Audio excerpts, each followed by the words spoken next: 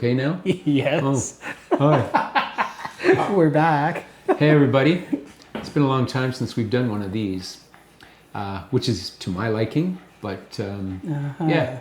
So anyway, this morning we got up. Randolph came back home yesterday. And this morning we got up to the sound of pouring rain. Right. So it was like, what are we going to do? No bikes, obviously, and stuff like that. But then Randolph remembered it was Open Doors Ottawa, which is something that Ottawa does every year, where it opens up a bunch of buildings that you're not allowed into usually. So we made a list of the places we wanted to go to. It was a pretty good list. There were 12 properties that we wanted to see. We ended up getting to 5.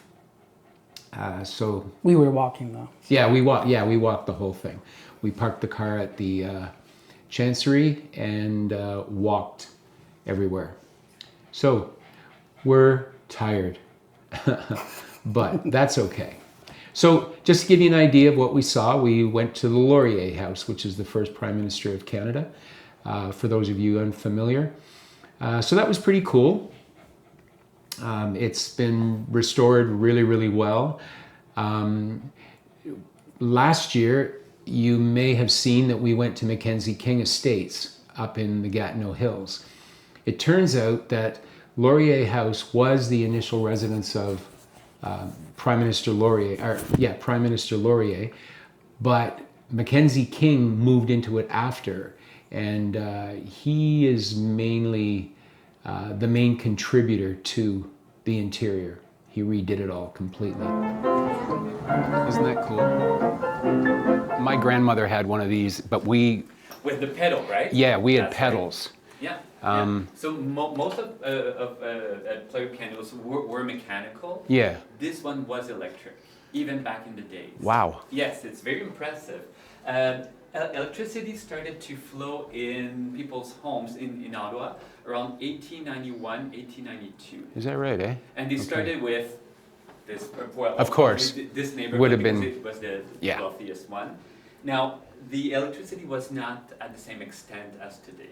I believe only a couple of rooms were electrified, had electricity. The other rooms had gas. Okay. Which is kind of dangerous if you think about it, because they mixed the electricity with gas at the same time. But those were the days, right? Oh, when I saw the rolls and everything, I was like, oh my God, I remember. Right. I used to put my fingers on and pretend. Yeah. I like to do that from time to time as well. Yeah. And so, okay, so these don't have the words on it. The rolls that we had. Some do, yes. Yeah, the words were on the left-hand side or something like that. Yeah. That's right. Yeah, That's right. It's pretty cool. So I like to say it's kind of like a very old karaoke machine. Absolutely. Anyways, so that was Laurier House. Then we ended up going by Knox Presbyterian Church, went inside for a while, got an in-depth lesson as far as the stained glass window at the front of the church. Mm-hmm. He very definitely let us know every panel what they were about. He really did. Yeah, it was a little more information than we needed, but you know what? Good for the guy. Then there was a place I wanted to see called Burkett's Castle. I'd never noticed the building before, never been into it. Turns out it's the Hungarian ambassador residence and the embassy of Hungary, which is the nationality of a really good friend of mine. Hi, Emery. And we ended up at the first church scientist. And we ended up speaking to a gentleman by the name of Love. That's right, Love. That's his real name. That's his real name, like that's his given name. So that's pretty cool. And his sister's name was Blessed or something I like think that. That's right, yeah. Yeah, so obviously a very religious family. And I started talking to him because I wanted to figure out where the word scientist came into church scientist. And he kind of let me know what it was about. Not that I understood, but he let me know. And then we ended up, we were on our way to the Mint, and then realized, there's one other place that we really wanted to see, and that was the jail, spelt Gaol. It's now being used as a youth hostel. The rooms go from $40 up to $400 a night, and they won't let you see what the rooms look like until you get in there, which is kind of crazy. But anyway, it was pretty cool. There's a gallows there, and 3 people have been hung there. One of them assassinated Darcy McGee on Spark Street. He was the first one, whoever that was that murdered Darcy McGee, he was the first criminal to be hung at the Ottawa Jail. And then there were 2 more. Interesting fact though, one of them was charged with murder, but in actual fact should have been charged with manslaughter, because apparently the gentleman that approached him was a policeman, did not, now this is what I heard today. The last guy hung here, if I'm not mistaken, assassinated somebody on Spark Street, is that? The first guy who was hung here assassinated Thomas Darcy McGee. Thomas Darcy McGee. Yes, exactly. He was one of our fathers in Confederation. He was one of the people who was responsible for our separation from the British. And so he was the first one, not the last one Yes, to be correct. hung here. Okay. How many were hung here? Only 3. Okay. The first was Patrick James Whalen, Sorry, I've been doing this It's all okay, day, it's so my brain okay. is starting I'm going to go a forget little bit. anyway. Fair enough. Okay, great. 1869 it was. The second was William George Seabrook in 1933, and the final was Eugene Lerman in 1946. Yeah, and they were all convicted of murder.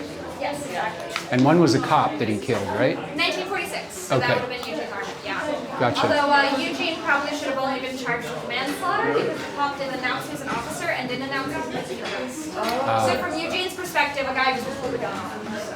Ah. Yeah. And he said he was too drunk to, or something. That was William George Seabrook who used that. Although Eugene Lerman was absolutely destroyed. Because him and his friends had just robbed the War Museum. Oh. Yeah, big, massive heist. They stole like 200 guns or something. It was Oh my crazy. gosh. Yeah. Yeah, it was Cool. crazy. And were there cells all through this hospital too? Yeah, so, sorry, I'm not sure I actually understood the question. Oh, But so there's a also hospital here? Yes. Yeah, and those were all cells also? Most of them. Yeah. About half of our floors were cell floors. Yeah. The other half were actually the guards' quarters. Okay. So where the guards would work. Yeah. When the police, if I'm not mistaken, the Ottawa Police Station used to be right across the road, right? Or That one I don't actually know. Unfortunately, any photos I've seen of the prison aren't big enough to show. okay. I was told that it was actually like a block or so that way. Yeah, I know it was close to this area. But Okay. it was like within walking distance. All right. All right. But they would not have used these cells for anything. These cells just. We actually don't know. This is one of the mysteries of the building. My theory is that they're probably used as holding cells. We would often hold criminals who were being processed to Kingston Penitentiary. Okay. So there are people we didn't necessarily want hanging out with Jen and Pop. Gotcha. Okay. But not who were on death row. That's Okay. what makes sense to me, but I'm going to be honest, that's like mostly me just making I appreciate your knowledge. Yeah, no worries. Thank you so much. Have a great day. Of course, you as well. Thanks.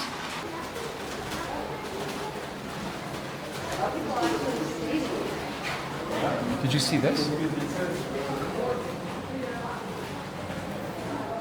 They're putting it on. Oh my God. Is it heavy? Yeah, it is. you wouldn't be running with it on. It'll be a good workout. Hey? It'll be a good workout. Let me take a picture. I know, just a second.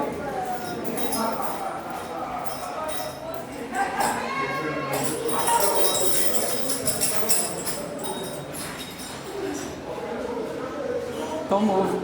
This is Randolph. He's the ball and chain. Very funny. That's pretty cool. Yeah. So then after that, we were hungry and tired. We got in, it's over 10,000 steps for the day. So High Commissioner will be very happy. Anyways, anything I forgot? No, I think that was it. Okay. So, bye. Bye for now. Randolph's happy. I spoke. Yes. A lot. Oh, and Shiloh is too. Oh, I spoke too much? Mm-hmm. Oh. Okay. Bye-bye. Shiloh says bye too.